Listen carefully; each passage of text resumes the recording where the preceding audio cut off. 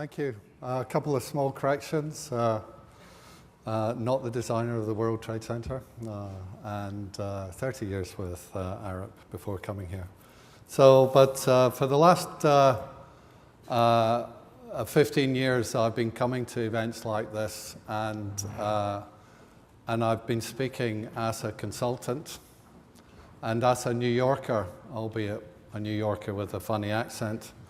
So today I'm quite pleased to be here speaking as a contractor, a builder, and a Londoner. Still with a funny accent, I guess. And we're in the middle of a massive change in the way that buildings are being designed, and the way they're being procured, and the way they're being built. And this change is being generated or being pushed by digital engineering. And today I would like to speak to you about the role of the contractor in the changing world of construction, and what Laing O'Rourke are doing to position ourselves to build buildings of the future. And I was reading in the building design magazine online a couple of weeks ago that nearly 50% of architects in the UK are now using BIM on projects. And I couldn't believe that. Nearly 50%. What are the other people doing? Because BIM, of course, is one of these things. Once you use it on a complex or a big project, you recognize that that's the only way to build projects. And I did some research of where they are in the States, and it's 85% using BIM. And they were at 50% 5 to 8 years ago. So I think that we need to do some catching up. But I suspect that everybody in this room, and in fact the majority of the business, is using BIM. Laing O'Rourke, perhaps it's a matter of semantics, because Laing O'Rourke don't use BIM. We don't like that term. We use digital engineering, because we think it's at least evocative of what we're trying to do. Laing O'Rourke have built tall buildings around the world. We've used almost every building construction type, from pre-stressed, hollow core, flat slab, mega frame, the whole kind of works. But we are always focused on trying to do things better. And about 5 years ago, we opened this plant in the middle of England. It's one of our production facilities. We've got 4 around the country. And this is producing concrete, prefabricated concrete units. And I'm just going to show a quick video of some of the work that we're doing there. Because when you use digital engineering and when you're prefabricating components in an automated process, then you have to know where every element is. And digital engineering, in my view, is the thing that is opening the doors to innovation, because we're designing buildings now and understanding how everything is going to fit together. And by using an automated fabrication process, we need to go through the rigor of documenting the elements, documenting the components that go into it, and then it's produced under controlled conditions. It's inside. The concrete is either high strength, or it can be low carbon concrete, or it can be low density concrete.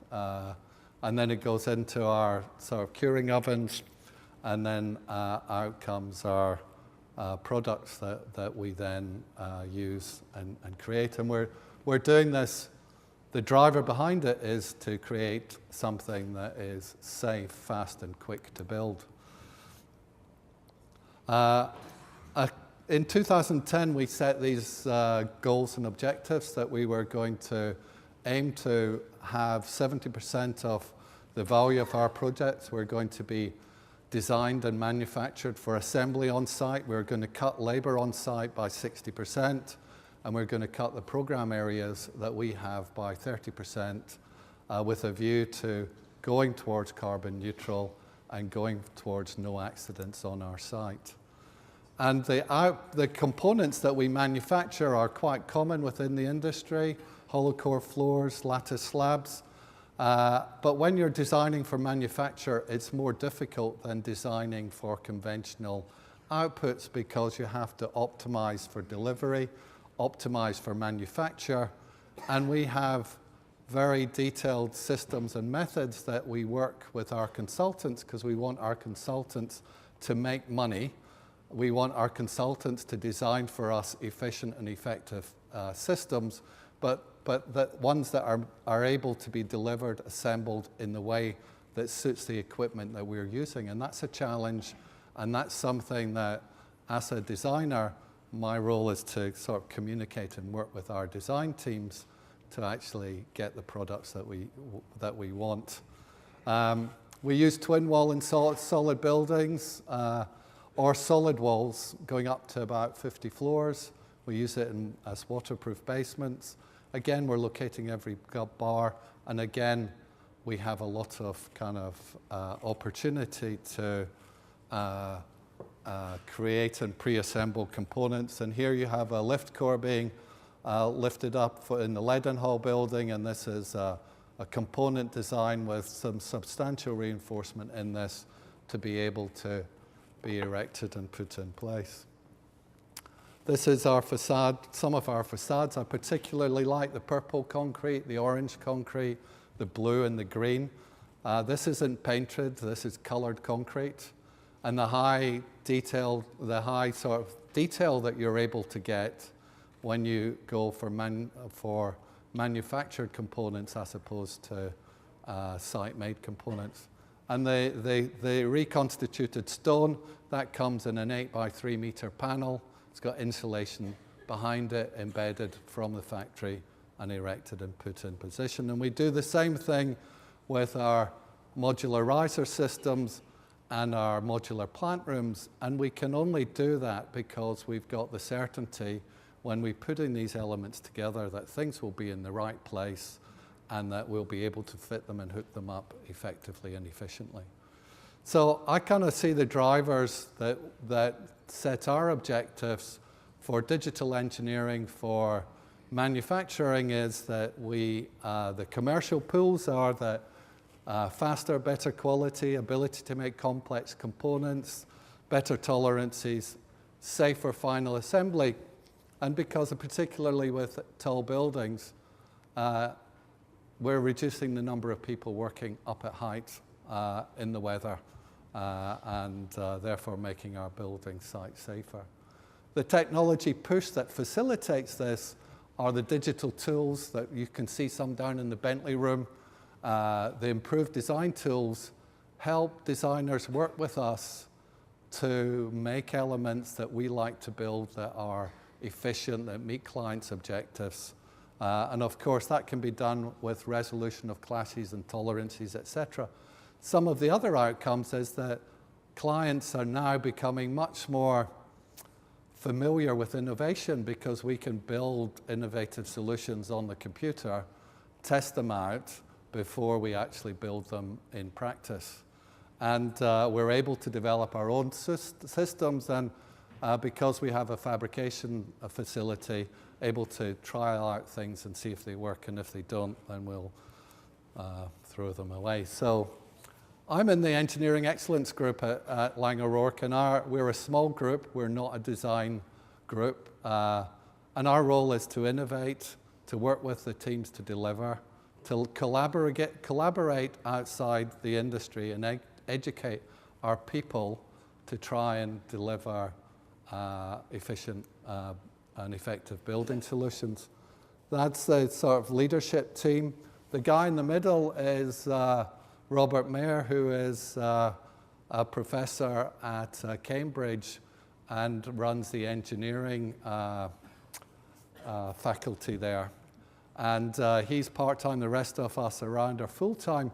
But what this group has is people from other industries. So Phil on top right is from the aerospace industry, Andrew top left is from petrochemical industry. And it's that cross-industry fertilization which actually helps us look at buildings kind of a different way. We have a substantial R&D budget. And here are 4 of the 20 PhD projects that we fully fund in the industry. So we have projects going around in a whole variety of colleges. And as part of the innovation objectives, our goals are to look for the next big thing, but obviously we still want to do continual product improvement. We're pushing the fundamental research, not necessarily because we see direct advantages, but because we think it's the right thing to do and that we will learn something in the process. Fundamental research has got a long payback time. Willing to do tests, willing to fail, and willing to try systems and then apply systems. We want to be recognized as a company for our engineering and innovation that we do with world-class partnerships. And perhaps rather than going for Business Week, we want to start with the Council on Tall Buildings. This year I've been on the jury for the Council, and some of the innovative solutions being submitted are quite remarkable. And I think the Council has got, its goal is to collect and disseminate these, and our goal as Laing O'Rourke is to win some innovation awards. And I would set that as a challenge to you all. Let's try and change what we're doing. Digital engineering in practice. Why do we do it? Well, we do it to enhance communication, to track costs and program, to design out risk, and to essentially have a collaborative process. And I'll just quickly look at the Leadenhall model. And this is not bad for a contractor's view of what the building would look like. But actually, it's not. It's just a representation of the building that the architect has specified. This is what we really use it for. And this construction sequence comes from the programming model and the way in which the building has been split up, rather than as an invention of this is what we want to do to make it look like. It comes from fact when you first run it, you get staggers when at weekends nothing happens, or when you're scheduling it to go fast, it happens very quickly.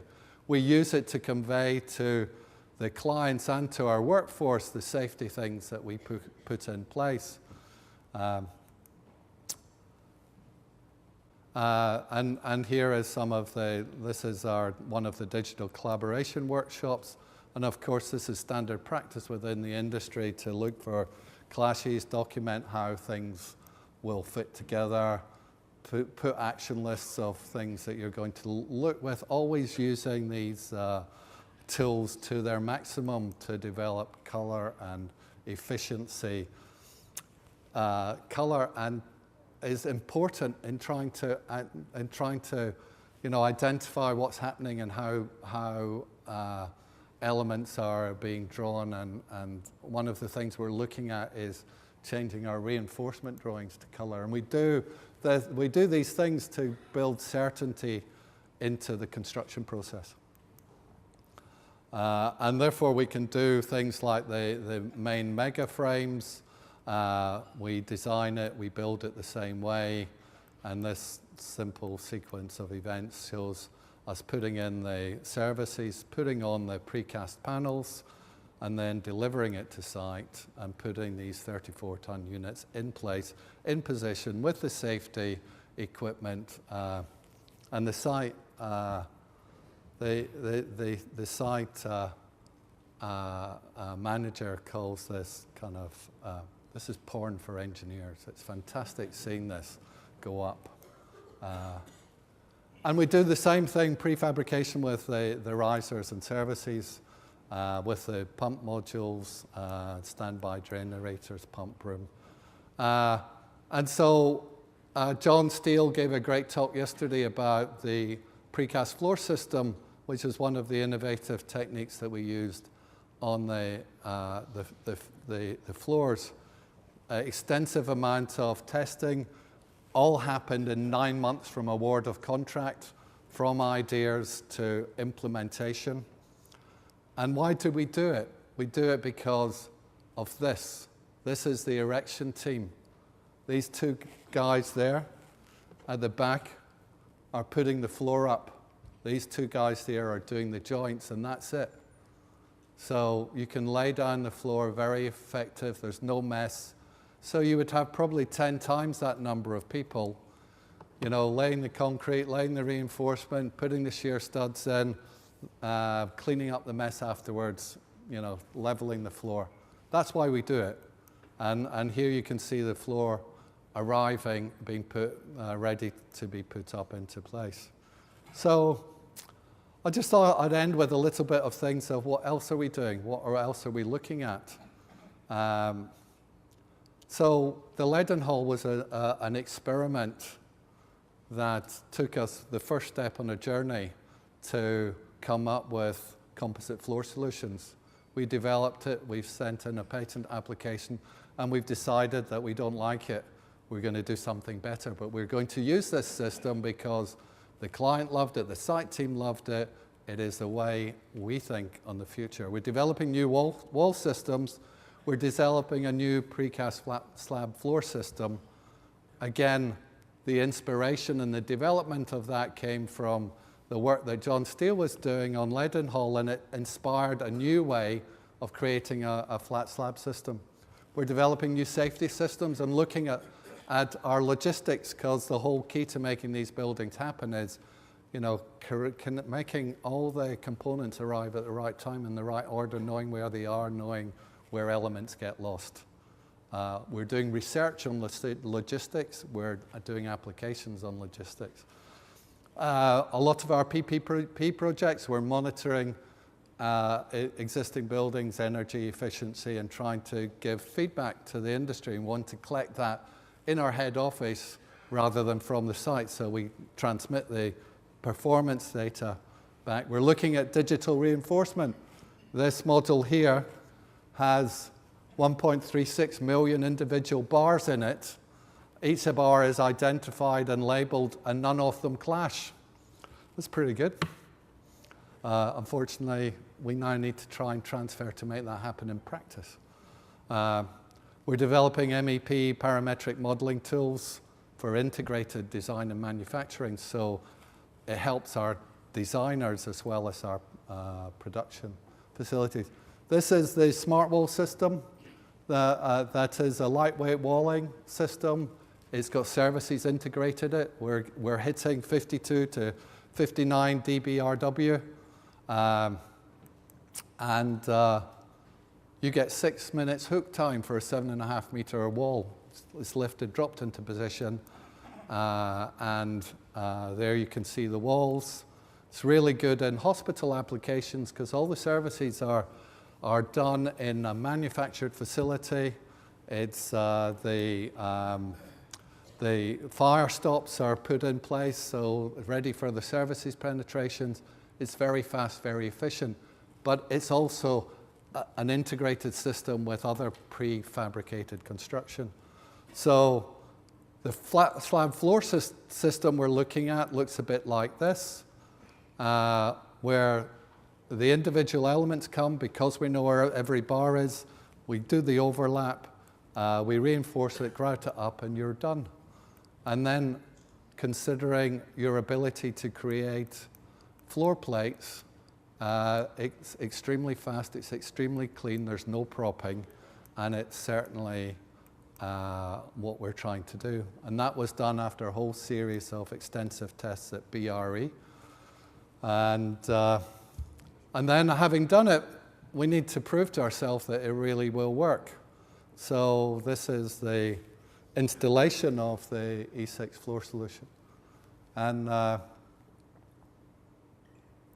the last 3 planks were put in under an hour. So for the first 5 planks ever, the last 3 were done in an hour. You know, when you get this, you can whiz through the floor very quickly. And then you test it. So, and this we tested up to full ultimate limit state. And of course, performance was exactly what we predicted because we'd done a lot of tests beforehand. And we're now expecting to use this on buildings and when you start putting them together. But why do we do it? Because it's quiet, it's fast, there's no propping, there's no pumping, there's no formwork, it's factory quality, and it's ready to use the next day. So if you envisage how you can actually apply this to a building, this is a 3-day floor cycle where the floors go down, then the precast walls go down, and then the toilet modules and the partitions are laid down, but equally the vertical partitions could be put down. And you can see it's potentially extremely fast, extremely quick, and where time is of the essence or quiet speed is of the essence. The last job I'm going to talk to you about is a job that I designed with Arup, an HOK for a client in Korea. And I talked a little bit about it in the Leadenhall room yesterday. And we've proven that it uses less concrete than an equivalent square. The floors are cantilevered from the core. It's a very efficient structure, although it doesn't quite look like it when you see it. You get there by alternating the apartments to create an efficient structure. But what's really interesting about it is that it's a standard repetitive floor. It's a simple facade, and therefore it's ideally suited to prefabrication because it's repetitive. And despite looking strange, the challenge was always how to build it. And I was fortunate with Lang O'Rourke to be given that opportunity to look at how we're going to build it, how can we create it. And so we developed this scheme, and this is what the apartments kind of look like. You get these great 24-meter clear span window walls. And so we essentially, this is considered using exactly the same kind of method. We put in the fin walls, they bolt them to the core, and we put in the floor planks, we load it up with toilet pods, we grout the joints, and we go on to the next floor. So an ability to create an efficient, unusual building with repetitive elements in an efficient and effective way. And I think that that is one of the opportunities that you can get when you try and design using elements that are standardized, but actually I think we're often only limited by our imagination about how we can create sort of interesting, unusual, efficient buildings in an effective way. So thank you very much.